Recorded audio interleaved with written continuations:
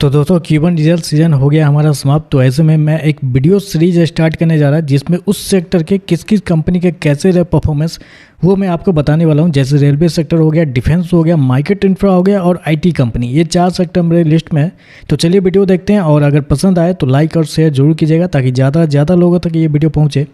जैसा कि आपको थंबनेल में दिख गया होगा कि आज का सेक्टर होने वाला है हमारा रेलवे। तो इस सेक्टर से 10 कंपनी हमारे लिस्ट में है, ये सारे नाम आपको देखने को मिल जाएंगे। तो चलिए देखते हैं इन सारी कंपनी के कैसे रहे परफॉर्मेंस। बात करते हैं आईआरसीटीसी के बारे में। साल दर साल कंपनी के रेवेन्यू 4% ऊपर थे, प्रॉफिट के अंदर 7% की तेजी थी। क्वार्टरली बेस पे 8% की गिरावट थी कंपनी के रेवेन्यू के अंदर और प्रॉफिट के अंदर भी 8% की गिरावट आपको देखने को मिली। तो शेयर एक साल में देखें तो 22% गिरता हुआ देखने को मिला है।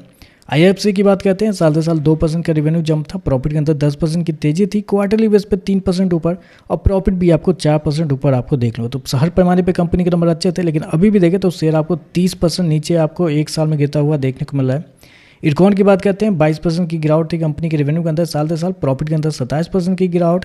क्वार्टरली बेस पे 47% नीचे थे कंपनी के रेवेन्यू और प्रॉफिट भी 22% नीचे आपको देखने को। तो शेयर देखें तो पिछले एक साल में 38% तक आपको गिरता हुआ देखने को मिला है।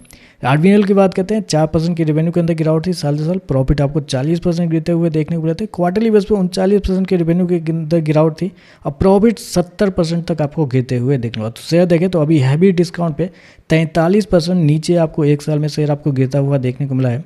रेलटेल की बात करते हैं, 33% की तेजी थी कंपनी के रेवेन्यू के अंदर, प्रॉफिट के अंदर 36% की तेजी थी साल दर साल, लेकिन क्वार्टरली बेस पे 43% की गिरावट और प्रॉफिट भी आपको 41% गिरते हुए देखने को मिले थे।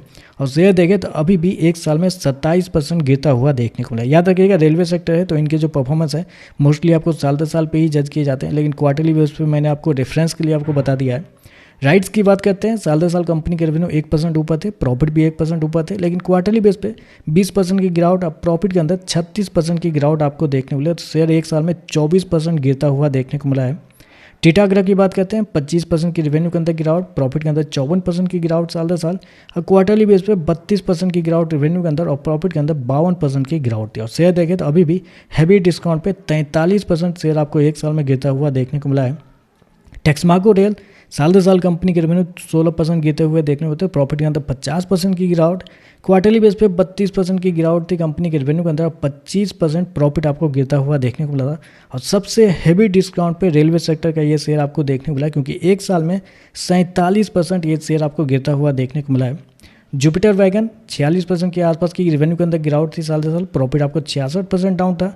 57% की गिरावट रेवेन्यू के अंदर क्वार्टरली बेस पे और प्रॉफिट 69% आपको गिरता हुआ देखने को मिला था।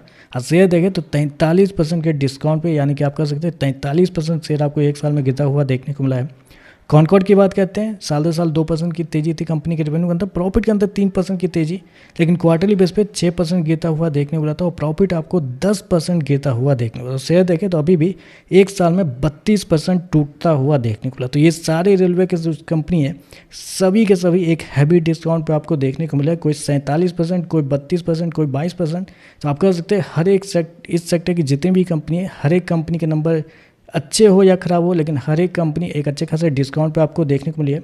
तो ऐसे में इस सेक्टर से जो सबसे अंडर परफॉर्मर है, यानी कि सबसे कमज़ोर नतीजे जिसके आए थे वो थे हमारे जुपिटर वैगन, क्योंकि जुपिटर वैगन की एक बड़ी गिरावट कंपनी के रेवेन्यू प्रॉफिट दोनों के अंदर देखने को मिले थे साल दर साल, क्वार्टर दोनों।